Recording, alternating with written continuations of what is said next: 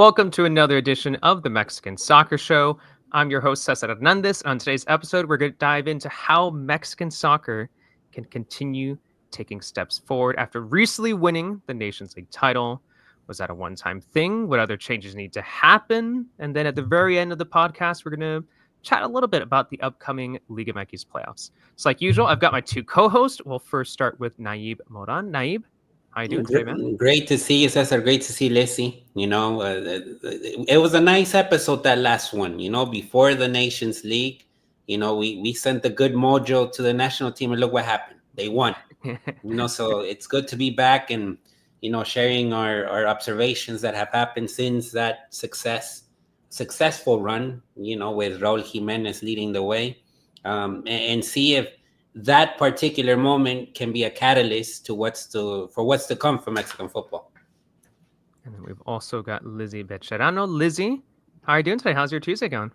I'm good. Tuesday is great. Chaotic as ever. As we'll talk about afterwards, we have Inter Miami and Vancouver tomorrow in the Concacaf Champions Cup semifinal. So all that good pre-match jitters are being experienced today. Yeah, and we didn't just learn that sometimes you have to write your articles or also take meetings inside your car while doing all of that coverage, and in which your phone will overheat and you'll have to go on your laptop, right? No, it really will. I love showing people my office, which is just me in the driver's seat with Chase Stadium in the backdrop. You guys think I'm kidding. Do have pictures, for example, in the window yesterday. The sunset was beautiful. So I took a picture of me in my office with the sunset in the background. It was, yeah, well, was it yesterday? No, it was Sunday. It was the FC Dallas game on Sunday. Clearly it's a mess up here, but I'll do my best to talk through this subject as clearly as I can. Well, what's luckily not a mess in recent weeks is the Mexican national team, Mexican soccer in general. You can say after El Tri won the Nations League title, and let's dive into that first big talking point. And shout out to Nayib for bringing up this idea, because I just kind of want to do a standard. It's like, let's just talk about the Liga MX playoffs. But he was one who came up with this idea. I really like it, and I think the first thing that comes to mind, we'll go to you, Nayib, since you're the one who brought up this subject. Yeah. What comes to mind when you think about how, and it could be El Tri, it could be Mexican soccer in general, how Mexico can build from that Nations League title? Because as we talked about before we started recording, hasn't exactly been the best run of form for Mexican soccer for a little bit. Yeah, no, Cesar. I think it's connecting a lot of dots, no? Because when you look at the domestic situation in the league, America has been winning a lot of league titles, no? And how does that translate to the state of Mexican soccer? Is it really a monopoly at the moment? But at the end of it all, this run that America has allowed. There's Malagon, there's Israel Reyes, who else? Kevin Alvarez maybe might be back in the picture. Chiquito Sanchez might be back in the picture. Players that are going to become important in the national team. So that's from the domestic side of things. From the European side, the Santi Jimenez moved to Milan. The state of Johan Vasquez in Serie A, I think, I think those stand out. Edson Alvarez maybe has not been so lucky of sorts with West Ham, which is totally the opposite of Raul Jimenez, who, is basically the leader of Fulham and the face of that club in England, and also the face of the national team. And of course, the victory that I think was very important for Vasco Aguirre, in his, this sort of healing process that he's trying to do with the national team. But also, at the end of it all, everything connects, no? And how the good spirits that the national team showed in that Nations League, how are those going to be influential in, for example, Alexis Vega with Toluca? That Toluca right now on paper is probably the team to beat, no, in the Liguilla, with how they've been showing up and the stacked team that they have. And it's just not this season. It was also with Paiva. They just crashed out in the Liguilla, but it's consistency there, no? And even Cruz Azul, we quite surprised. I'm gonna be honest with you with Vicente Sanchez. I wasn't expecting Vicente to be such a good manager. And look where he's at right now. Eliminating America in the Conca Champions, which I think it's it says a lot about his coaching, no, and, and Mhm. and how he was able to sort of deter an America side that looked invincible.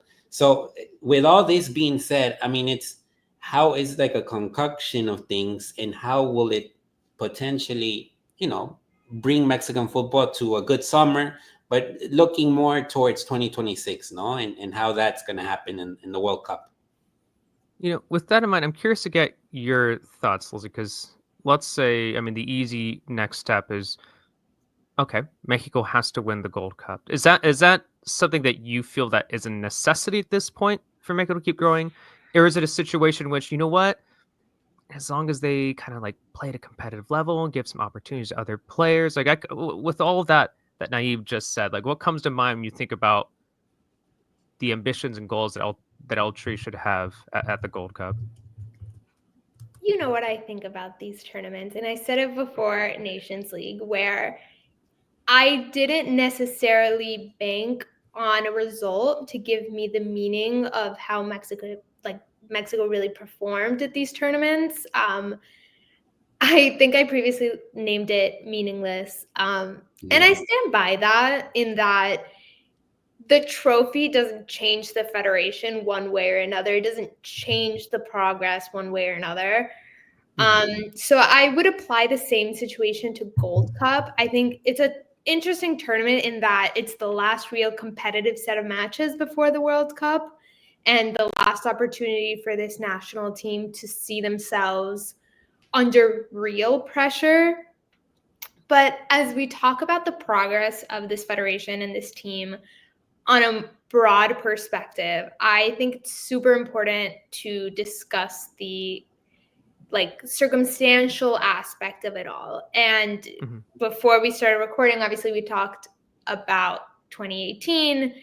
2022, and for example, in 2022, like how would that tournament have looked different if Raul was at his prime like he is now? Yeah. Obviously, we Mhm. know there was a Mhm. huge injury, there was a situation, he wasn't able to perform, but how would it have changed? And so, for example, how does this team look different if, I don't want to say Raul again, but like if any other player that is at their prime gets injured 2 days before the World Cup, 2 days before the tournament? And I won't go into Tata's coaching tactics, but he solely depended on Raul and he stopped performing.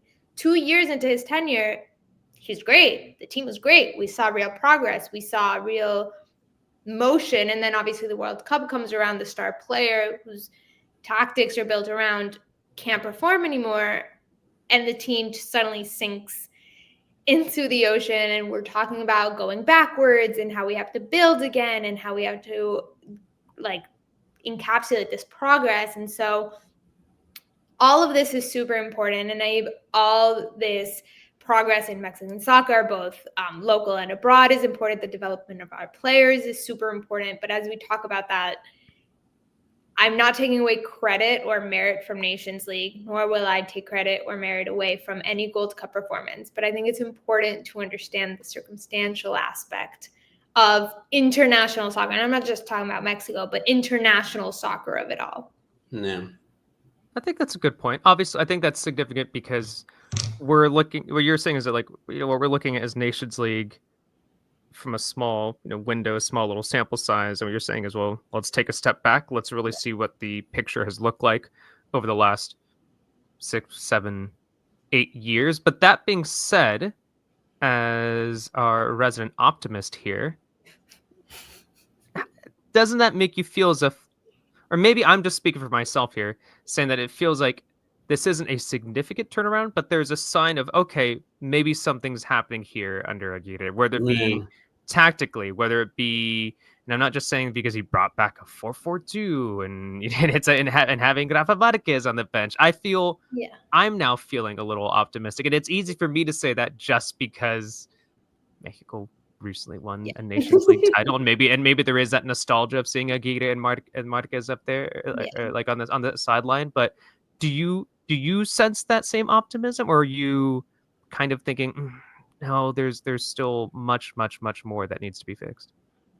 A little bit of both. I'm optimistic more than just winning the trophy. I'm optimistic that this project doesn't depend on one healthy goal scorer. I think That makes sense. That makes sense.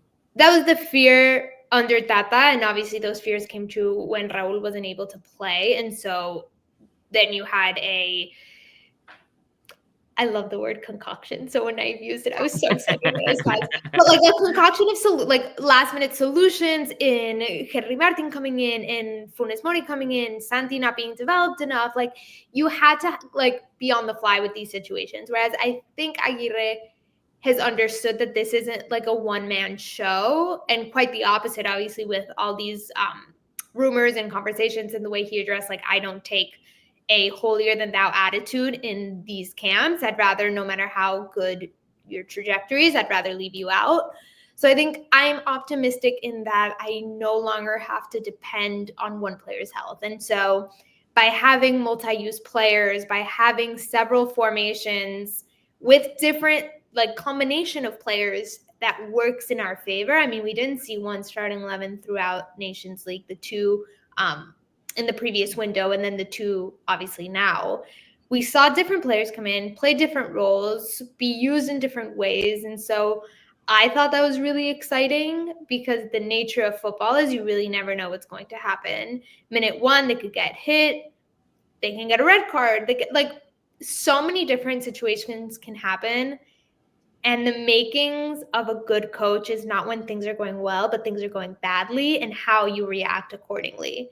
And seeing Aguirre test out these great players in so many different ways, I think gives me optimism. And yeah, I was really happy that they won. I think they need the confidence. And so that combination, I think, was what gave me hope. I do still think we have a long ways to go. You're going to take away my optimism title and my crown.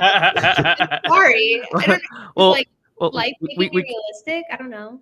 we can be pessimistic. Don't go to Naive. Either your thoughts on this, or just what else do you feel maybe No, you still need to I fix? think all the observations that have been said by both of you are phenomenal, no? And in terms of what's going on with the team, Mhm, no? And one of the aspects is they're buying into the idea. The players are buying into Aguirre's idea, and that was seen in the Nations League. You know, against Canada, you know, the fact that there was many phases of the game where El Tri let them have the ball, you know, and where sort of like mhm. one of the things that you really want to see from Mexico is they gotta be guerreros, no guerreros, Right. warriors, no, Yeah. and Yeah. that idea, and they showed it, I think, you know, and I think that's a first step in the right direction. Now, of course, they gotta develop a little bit the style stylistically, you know, but I think they're heading in the right direction because with winning, you are convinced with the idea that the coaches want out from you, know, and you know, one of the elements in football also is that the same manner that the 11 starters play has to come from the bench as well. No, from the bench Mhm, players when they come into the field and they come into different scenarios. They can be winning or they can be in a tie or a loss. You know, I think Lizzy has been watching Vancouver. I mean, the way that Vancouver beat Miami recently, but the thing that Vancouver, what stands out about Vancouver is that all the players that participate are just, they know the idea, they know what to play. And it's crazy because the coach just arrived several months ago, but the convincement that that team has is insane. No, and I mhm, think that those are elements that you see in a small sample size like Vancouver, but it can be translated also to a national team, no? And you know, Aguirre. The thing about Aguirre is when you look at his track record and you look, you know, he coached Osasuna, he coached Mallorca, Espanyol.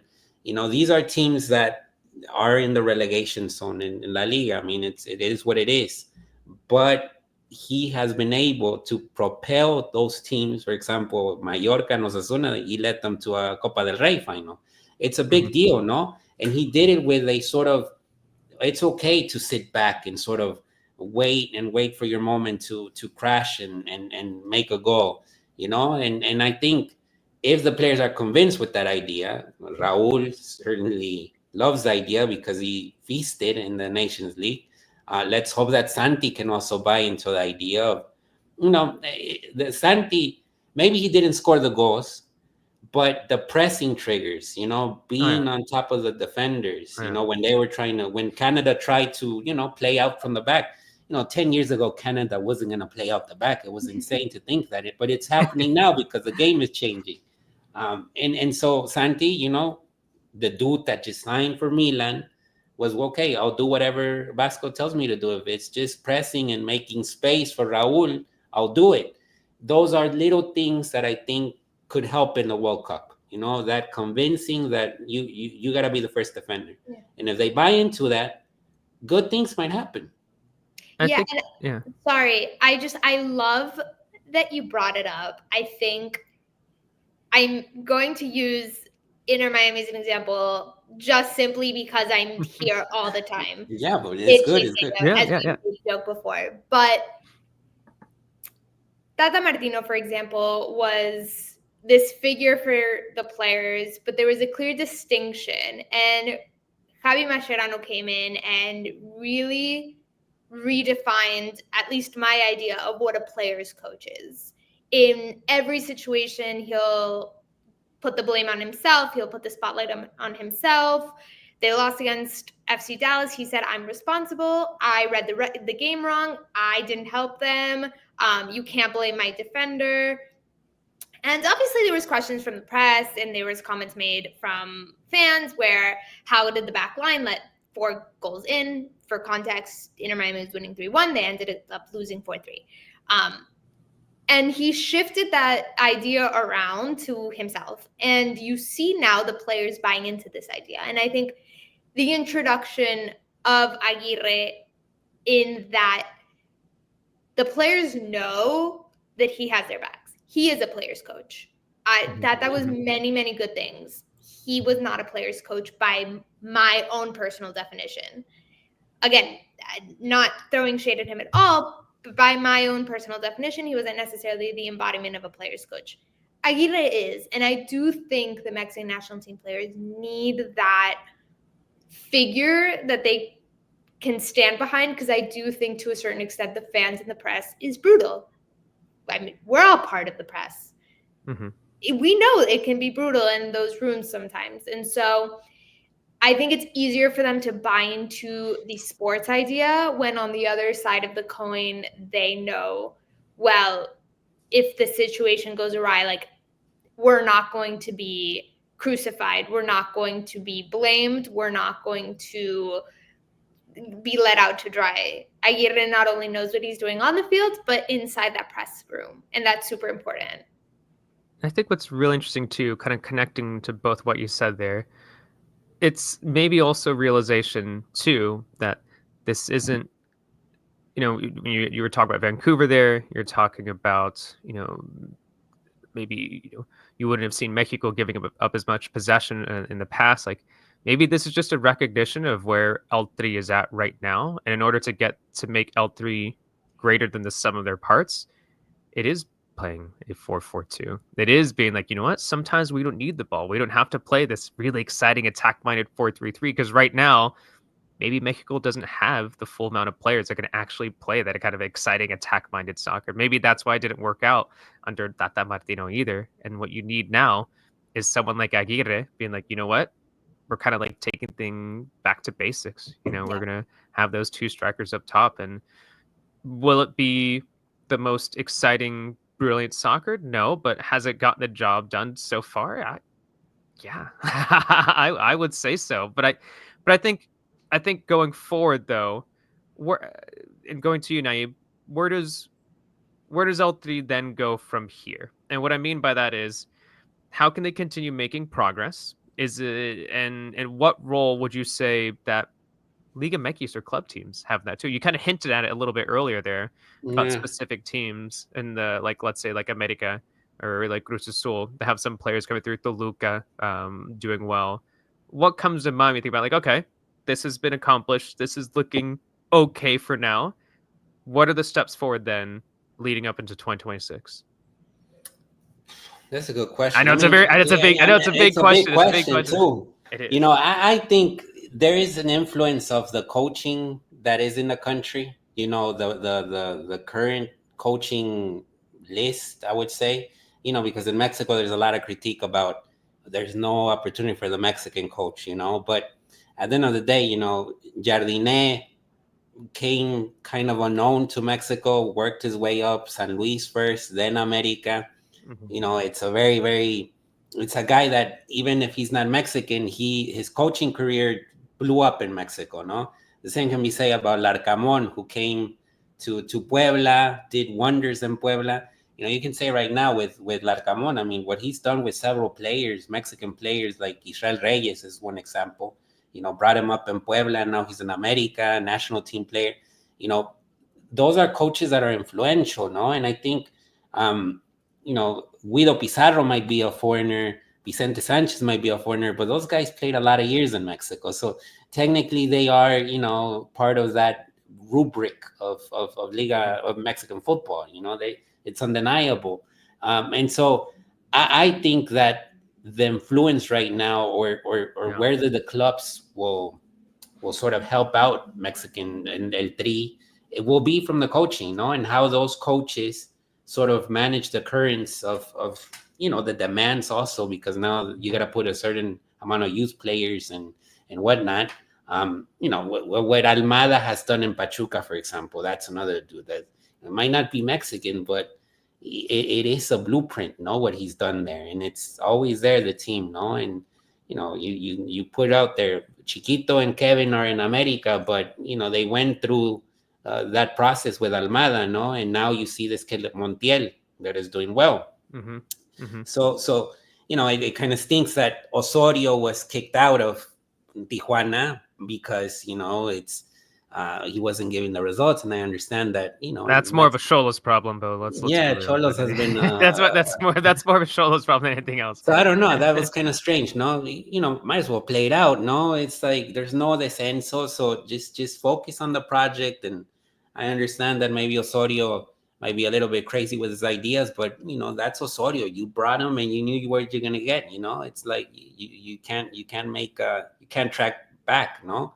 And he was doing something, you know. I mean, I think Yes. without Osorio, we don't know about Gil Mora, or Yeah. we don't see a rebirth of Efrain Alvarez or sort of like Exactly. a recovery of his career. Yeah. Now, a lot of people thought he was over. Of course, he's not gonna be over. He's young, you know. It's different, you know, the processes. But I think that that's where it is, you know, and how Yeah. those coaches, the coaching culture, you know, right now, Efrain Juarez. Let's see what happens with Pumas, no, and he doesn't have a very deep squad. No, it doesn't have that much players to work with. So I think you really can't see his hand just yet. Maybe next season we will. Hmm. But I think that's gonna be the key right now moving forward is how are those coaches in Liga MX gonna help out Aguirre, no? And Yeah. the communications also with because you know someone like La Volpe keeps saying like, oh, I had these players weekly and I trained them and whatnot. With the schedule that you have now, with all these tournaments, it's impossible, no? And so those communications, those talks, those conversations between Aguirre and those coaches will be fundamental, no? And understanding what he has available, no? And I think the respect clearly of Aguirre that he has with people like Jardine, like Larcamon, it's evident, no? And I think it will sort of help Mexico in the long run. I hope so. 100%. I mean, I'm even thinking about just I don't know, even when like Martin and like Anselmi like stepped up and Yeah. then he started doing you watch you would watch Liga MX games, you'd watch Cruz Azul games. I know he's not there anymore, but you're like, oh, he's really trying something tactically different here that I haven't really like seen before in Mexican soccer, and these like interesting like wing back fullbacks that suddenly look like midfielders are doing, and it's like, and it's just like it kind of like it really caught me off guard, and it says a lot about how that like even though he's gone now, there's a whole situation with like Porter whatnot, but like Cruz Azul are like they still kind of have a little bit of that identity. But just as you said, yes, there's Those, that whole To say the situation. least. It's just a little situation there with Porto. Just Little legal lawsuit. yeah, just a little something. And A little kerfuffle here and there. that I started hearing about in major like European soccer podcasts that never talked about Mexican soccer. But no, but yeah, but it is really I 100% agree there with you, Nayib. It is really fascinating. I really hope to see more names like that. Even someone like I just forgot his name. He was just left against San Dominique Luis. Torrent also did Mhm. wonders. Exactly. Yeah. Yeah. And those type of figures, even as they, they come to a random place like San Luis, and not respect to San Luis, but it's not a club that Yes. you see, and I want to work for Atletico San Luis, and I know that they have that connection with Atletico Madrid, but he took the risks and he came and he made that team special, and of course, once they took away the the pieces that he had, and then they didn't bring other reinforcements. Of course, the season was gonna be awful, and he kept saying it. Mm-hmm. I just don't have what I had last season. That's why the results are the way they are. But I think that with those type of coaches coming to Mexico, it's always helpful, no, and the player mentality changes a little bit as well. And also, I know we talked a lot about Mexican players, especially young players going to Europe, which obviously still needs to happen. But like the more incorporation of international styles and international figures, the more diverse the game can actually get. I mean, you talk about Jardine, obviously he brings stuff from Brazil and he brings the style, the knowledge that he has. So, though obviously we are all in favor of giving Mexican talents an opportunity in coaching, obviously having these figures that bring about international experience help these players open their eyes to certain styles, especially like goalkeeping styles. I'm sure Jardinez like coaching staff has helped Luis Angel Malagon develop tremendously Yeah, since coming up in Liga MX and now reaching Club America. And obviously you both named great international figures that have come into this league and been monumental in their impact. But I think that's also an interesting way of like bringing Europe over instead of going there. So Right. you have Europe at home. yeah. I just think it's like the first step into introducing different techniques and different styles into what may be sheltered young Mexican players.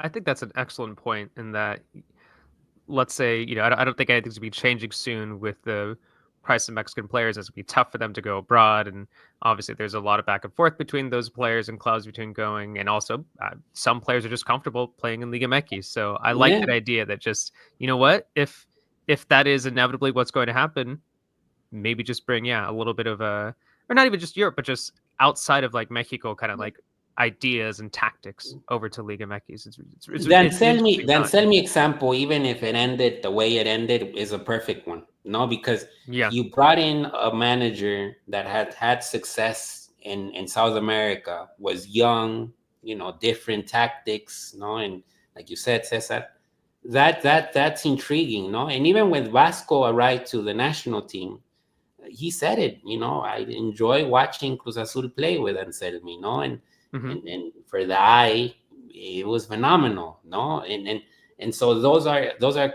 examples. But like I said, also, I mean, Larcamon was doing stuff similar to Anselmi in Puebla, no, that Yep. these with even less players of cachet, no, let's be honest, Cruz Azul, they spit it out some money, like straight up money, it's not, these players are not $2 million.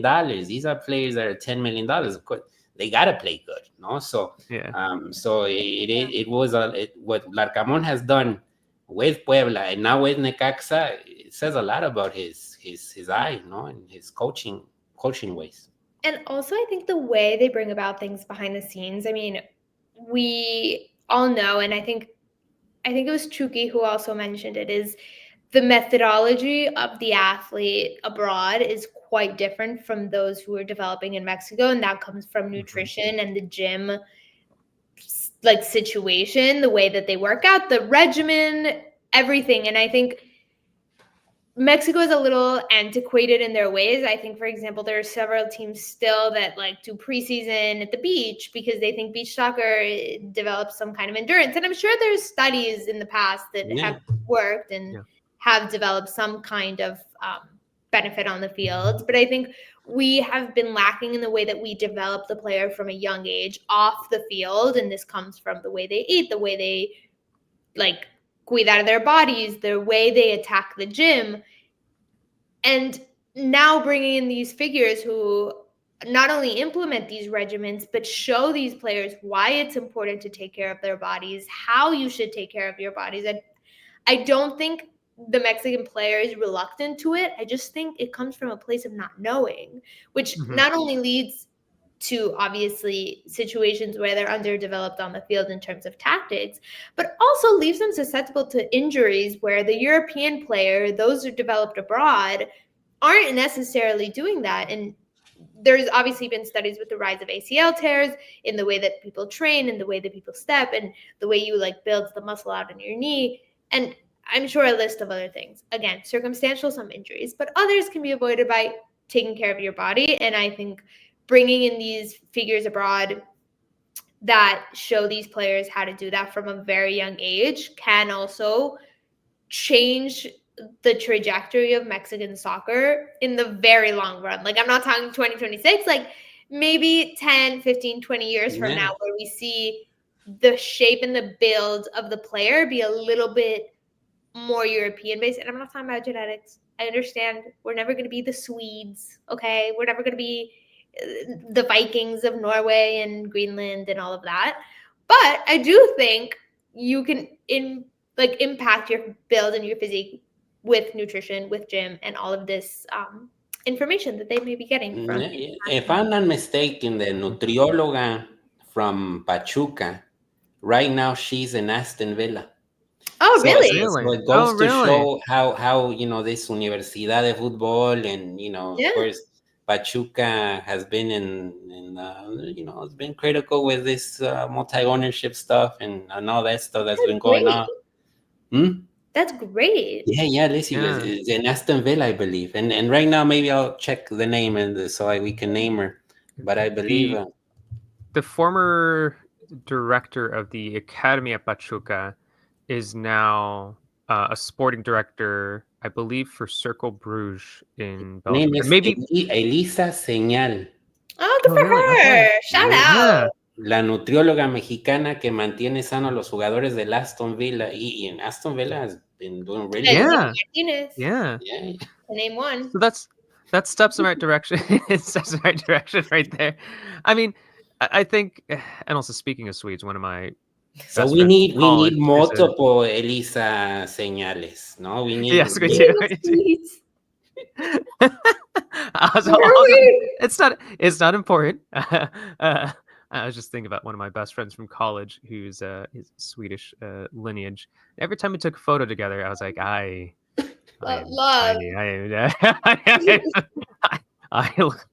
look like the smallest man on earth compared to my Swedish friend. Anywho, so I'm 5'1". Like we're good. We're fine. Let's see if I'll see how short I am as one person. But I think with all that in mind, how do we then? We'll go. Nayib, we'll go to you on this. Actually, let's go to Lizzy, since you've been paying a lot of attention to the Concacaf Champions Cup. How do you view Cruz Azul and Tigres, what they might be able to accomplish? I mean, they're not. The argument can be made whether they aren't the biggest teams like left to the competition. Obviously you can point to traditional giants like America and Chivas, but obviously it's been a tough time for Chivas. But they are still prominent clubs within Mexican soccer. What stands out to you about these two clubs? What they could possibly accomplish in the CONCACAF Champions Cup, and if that will also help kind of strengthen Liga MX Mexican soccer in general? It's interesting. I think this tournament was interesting. And I swear, I'm not sponsored by this word, but Cruz Azul, for example, I think their defeat over Club America was circumstantial. I do. I think I'm not taking away merit. I think it was a great run on their behalf, but I do think they faced a tired, injured roster. I think Vicente Sanchez is doing a great job. I really do. I think it's interesting because someone asked today in the press conference how Mascherano feels being one of 4 head coaches last standing in this tournament, and all of them have been players in the past. Like, obviously, Guido Pizarro is the latest example of like retiring and then transitioning to head coach 3 days later. Obviously, Mascherano had a little bit more, and Vicente Sanchez had a little bit more. So I'm not taking away credit from him. I do think Mexican teams weren't at their strongest necessarily this time around. Tigres, the power of belief is there. The power of friendship is there. Yeah, you have your former captain now on the sideline. The Yeah. vibe will obviously be good. Yeah, like you've gone Captaining the team 1 week, and then Yeah. 1 day later he's your coach. Yeah. Exactly. Like, we want him to succeed on that part. Cruz Azul also doing a good job managing. What I think Cruz Azul did really well? I think they capitalized on the opponent's weaknesses throughout this entire tournament. And obviously it comes from Club America as well. They were able to capitalize in a moment where Club America didn't necessarily have their best players. I mean, Henry Martin has been injured for a couple weeks now and will continue to be injured for at least, I believe, 2 more weeks until the first game of Liguilla, if I'm not mistaken, or It's still up in the air. Wrong. Yeah. But I do think Vicente Sanchez did a good job of reading the game and organizing a plan that exposes the opponent's weaknesses, whoever that may be. I also want to give credit to Tigres and Cruz Azul because I do think that side of the bracket had a difficult road to the semifinal, whereas and Inter Miami may have a little bit of an easier time. I mean, they faced a difficult LAFC cavalry that was a good challenge at the moment, but on paper should have been easily beat. And Sporting Kansas City, who was crumbling at its core. And then Vancouver Whitecaps, for example, who did beat Pumas and who did beat Rayados, who I do think circumstantially were at their weakest moment. So it's been an interesting tournament to see the results. I don't think it's a showing of everybody's best efforts except Vancouver. And this goes for Inter Miami and pretty much all Mexican sides except Cruz Azul as well. No, I agree. Yeah. No, I think it's Nah. No, I agree. And then what I think is really interesting though is that despite all that said, I still think that Cruz Azul and Tigres are 2 quite strong sides. This isn't like what was it, Chivas Toronto from 4 or 5 years ago? Was that where we were just how did this Chivas side even make it into this final? That was 2000, yes, 2008, 17, 16. Yeah. These tournaments don't reward consistency, though. I think that's also important to figure out. I still think that both of those teams will be, whichever one makes it to the final. I still think that they'll be a decent, if not good, representation of what Mexican soccer can offer. I'm not saying the best. I'm not saying it's the best what Mexican soccer can offer, but I still think that they'll be a decent representation of what they can provide. Yeah. Yeah, I don't think they're not. I think something that I appreciate about Mexican soccer is that Guerrero aspect you brought up about Mexican soccer in general and the Mexican player in general is that no matter the situation, the fight is going to continue through and beyond. I don't think they're at their best. Not saying they're not great. I just think both teams have the capacity and the potential to be so much better. And this tournament, again, it's like with the national team and internationals. It's so circumstantial the way that this tournament can capture you at your best or at your worst moment. Club America is coming off of a tricampeonato. In theory, they are the stronger side than Cruz Azul, again, in theory. And you catch them at the moment where they're dealing with injuries, dealing with, carrying exhaustion from, 3 tournaments ago because they haven't stopped at all. And you catch them in a moment where, obviously, if you ask me from the beginning of this, which I think I'm on record in saying who I thought was going to be the final, I would have said Club America. Do I think they are currently the best representation of what Mexican soccer is in Liga MX? Yeah. Cruz Azul, no. That being said, they're going to do a great job against Tigres, and either or will do a great job in the final. But this tournament is, that's why I say it like doesn't reward consistency, because it can catch you in these moments that are like this tournament from the Vancouver Whitecaps of last season would have knocked out like Sporting Kansas City. Yeah. New management and the power of friendship in 3 months, a whole new team. I truly do believe the power of friendship is so strong. Is in everywhere. Especially in knockout round competitions, that's for sure. For sure. For sure. Yeah. I mean, like, think about these Brian Whites or Sebastian Berhalters coming in and saying, I scored 2 goals against Messi. What can't I do? Like, really, the world, what can I do? What can't I do in this universe if I scored against Messi? Power of friendship going into this game is insane. It's different times as well, Lizzy, Cesar, because you know, there was a moment where Conca champions maybe didn't have the, you know, the attention or sort of this conviction of winning it. I mean, Mexican teams would win it, you know, consistently, Cruz Azul, Monterrey, but it was sort of like on the side, no? And It right felt like now, a Copa MX game. It felt like a Copa MX game. You're just like, all right. and right now, because there's still potentially a possibility that Messi could be in the final. Well, it spices things up, no? And it, you know, even if it's Vancouver in the final, Vancouver already defeated 2 Liga MX sides, so you know there is that um, rivalry, no, there that is growing. You know, when I look at the situation with the Conca champions, that's what we have now, no? And it used to be we had Libertadores, no? And so the thing when Libertadores was happening in Mexican football, you did see a progression going on. You were like, oh shoot, this team, the players are growing. And I look, for example, Chivas, no, with Libertadores. I associate a lot Chivas with Libertadores because for some damn reason they were doing well in those games. You know, I don't know if it was the pride factor, I don't know what it was, but you know, those were the years of the Jorge Vergara, you know, the golden years of Chivas, of the Vergaras in general, I would say, because there was something essential there that you went to Peru to prove yourself, you went to Brazil, you went to Argentina. I mean, it was a lot of pressure, but because Mexico is a football crazy country, you know, it was so elemental. And here with the Conca champions, well, it's still growing, no, in the US, this sort of love for the game, love for soccer. It's still evident that the passion is not completely there. You see it in some places, you know.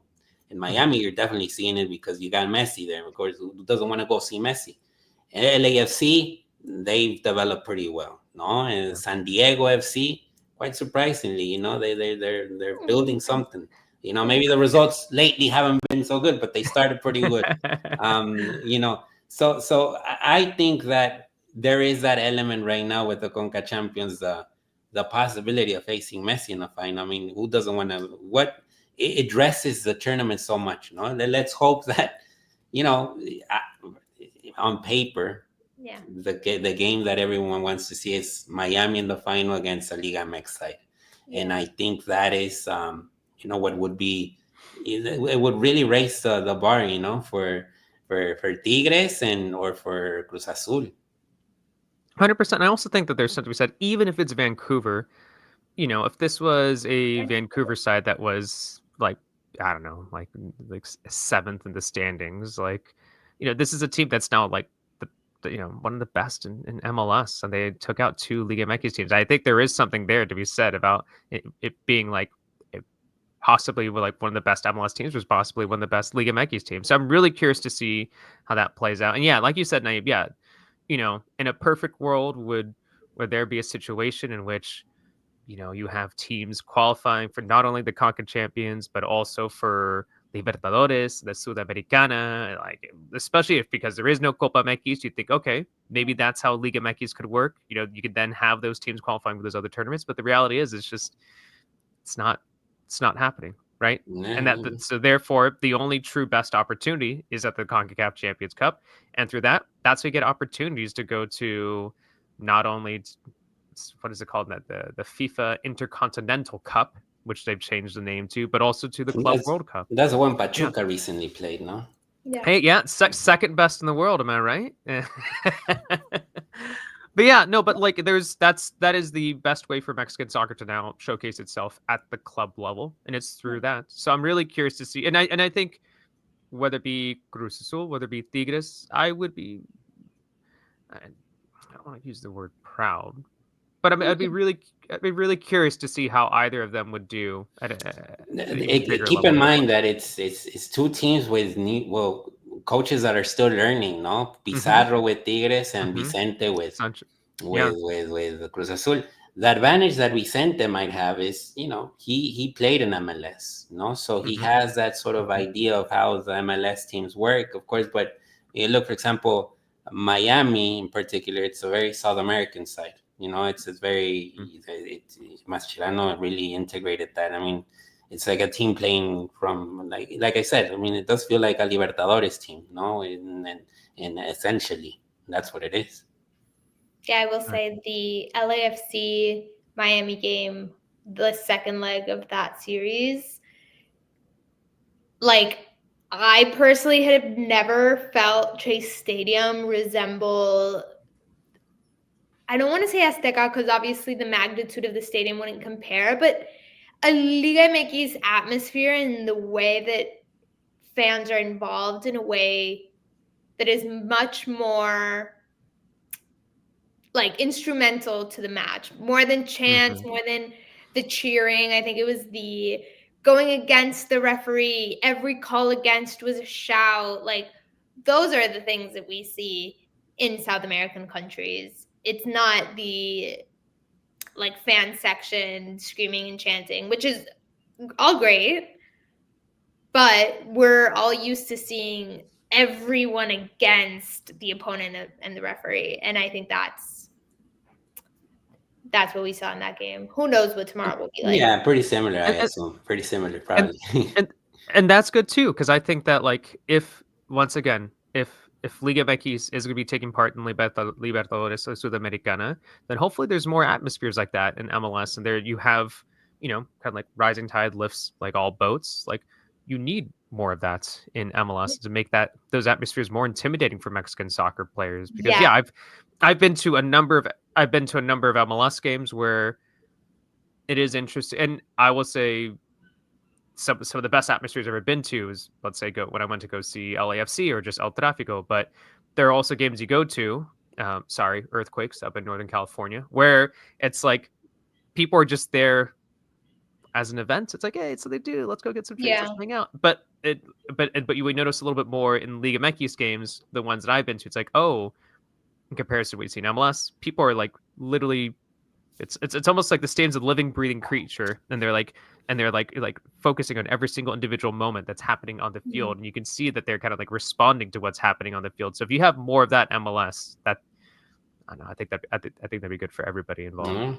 100%. And also, I think it'll be interesting because I do think Inter Miami learned something from playing against Monterrey at the BBVA. I think first and foremost, I think that's where the idea of Mexico hates Messi kind of sparked because entering that match, like obviously there was this fight that they had in the first leg, but in the second leg, they were booed. And I don't think Messi at this stage in his career expected to be booed by an entire stadium. And so this team, obviously coming Messi, Suarez, Alba, Busquets, they've all been in these situations. They're booed at Real Madrid, they're booed at Manchester United, like XYZ, they're booed all over the Champions League. But you have players like Ben Kremaski, who's never been booed a day in his life because Yeah. going against the New England Revolution, the fans of that team aren't there to oppose you. They're there to cheer for their team. And so going into an atmosphere like BBVA, I think was a giant shift in the career of these young players that I would love for Liga MX players to have in the United States. I think some Mhm. of them have it when playing against the United States in the national team, which is Yeah. great. In that case, they get booed. But I don't think like these young, even in Leagues Cup, like I don't think these young Necaxa players or young Puebla players go into the stadium of the Galaxy and are booed. And Right.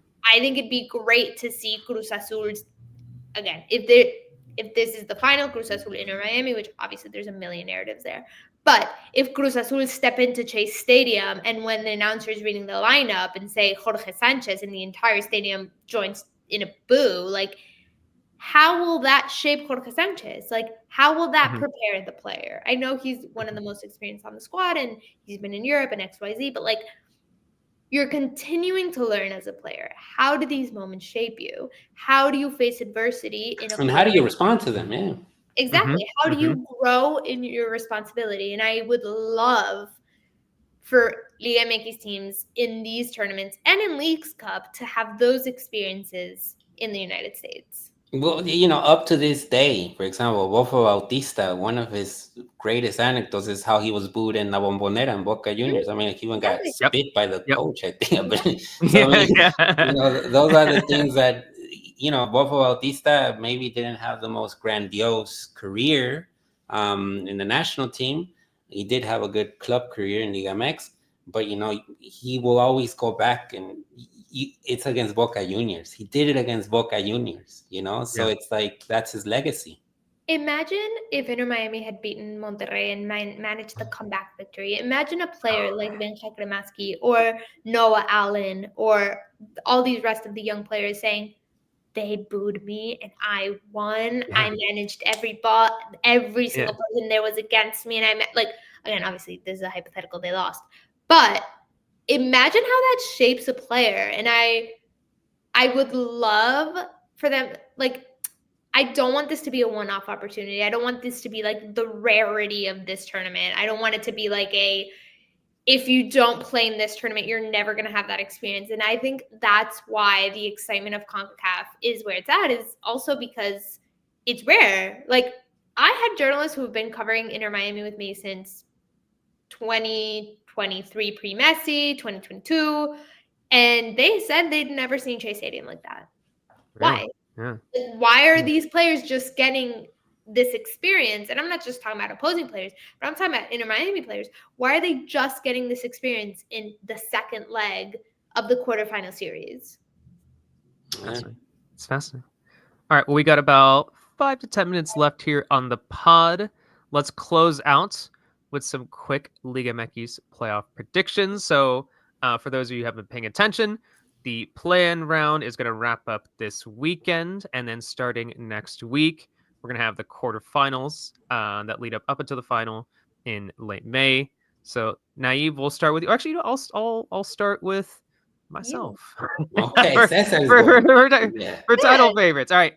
Um, I am going with Cruz Azul.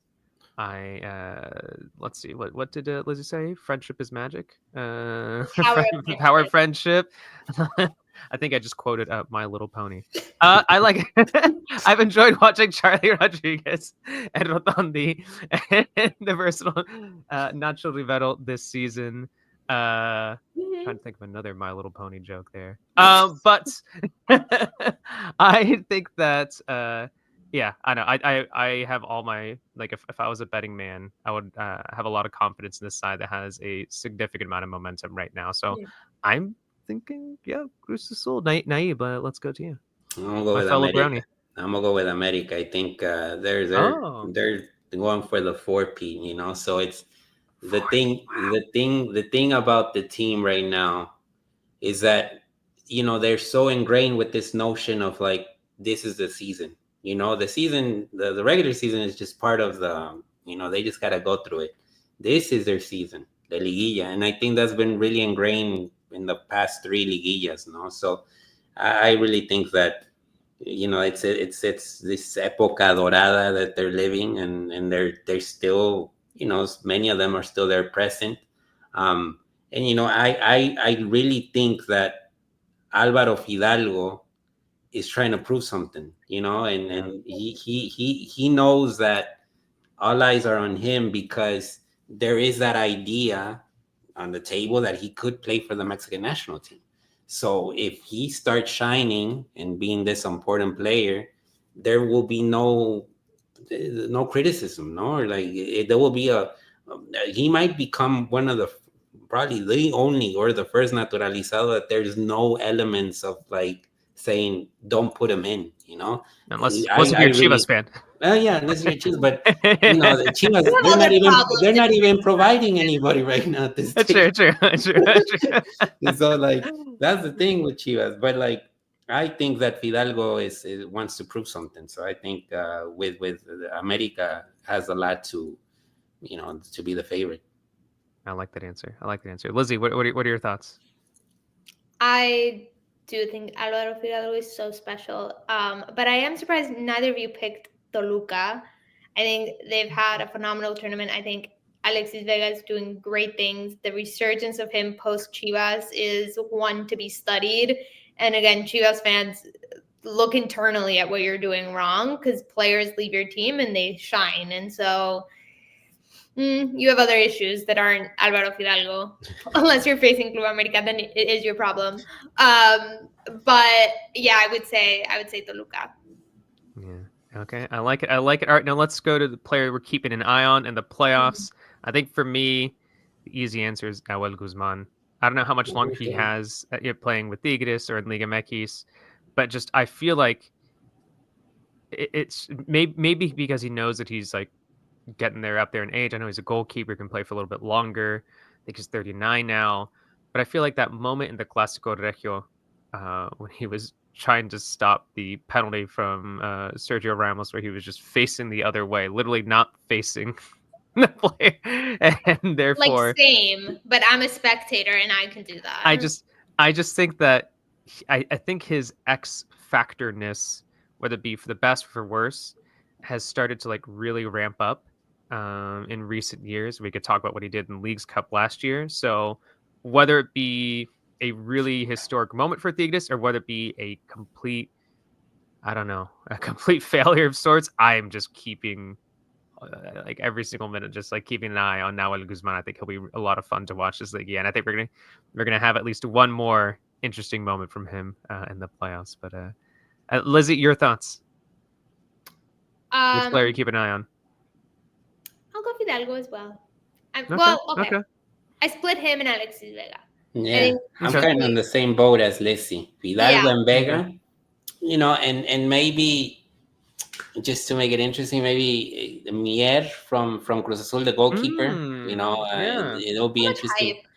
You Too much know, hype, in my opinion. so I don't know. I mean, we'll see. I mean, it's because he does stuff that is not common. He does Yes. crazy things, which is Yes. kind of cool sometimes to see. He's another defender. Sometimes you're like, where? It's like, who's in net?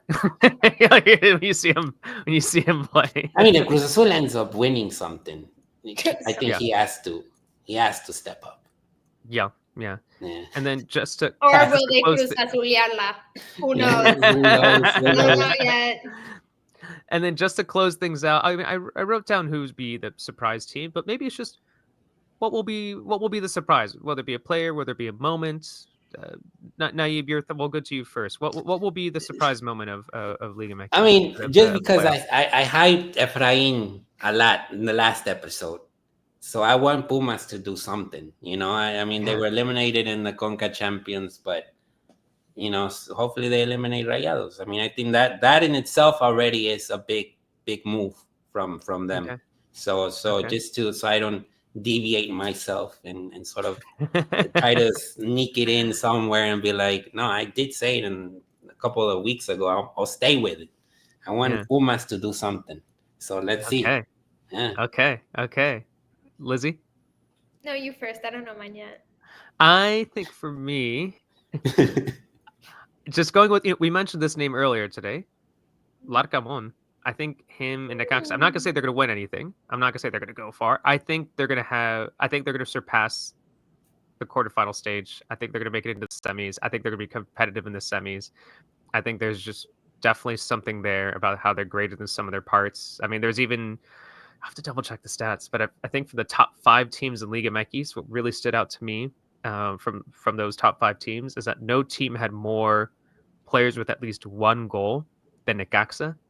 And it's like, okay, you would think that it's just Gambino who's just like scoring all the goals, but just like there's a number of different players, more so than any other teams in top five, that have at least scored one goal. And that says a lot about how the team I like mean, look, rated some of their parts. if Yeah. we're Yeah. if you know if we're into this sort of if you love series and you want to see streaming series and whatnot and on I don't know if in them Amazon or I know Necax are filming something, Yeah. so Right. it will be Right. good for them to have a good liguilla because then that will make this filming more exciting and something Yes. worthwhile to Yeah. watch. I mean, I think. Yeah. For those who don't know, Rob and Ryan of Wrexham, they recently got a stake, not an actual stake, but just like an investment stake, like into Necaxa. So, yeah, there's definitely something there in the works. Lizzie? Okay, I now think Rayados is going to crash and fail. And Yeah. I think that's going to be the surprise. Yeah. But the surprise that really shouldn't be a surprise, but yet because of who they are and how they spend, they're expected to do so well, regardless of how the tournament actually went. So I think that'll be the surprise for everyone. I think that's a good one too. And that's just kind of been in line with what's Yeah. been happening with this team, with just like they seem to be doing everything right outside of, I don't know, resolving what's happening in the locker room and winning a title like Coach. within the 2020s. Yeah, and it's just you see what they're doing with the investment, like with the roster Breaking and the doors, stadium. breaking Yeah, glass yeah, doors. like Getting Oh my god, stitches. stitches. yeah. Now, Yeah. I think there's a series of coaching decisions that have led them to this point. Put another podcast episode on that later. All right, I think we'll end it there, but thank you all to listeners. Thank you, producer Amy. Thank you to Lizzie. Thank you to Nayib. And we'll see you all in the next episode. See you all around. Thank you. Bye bye.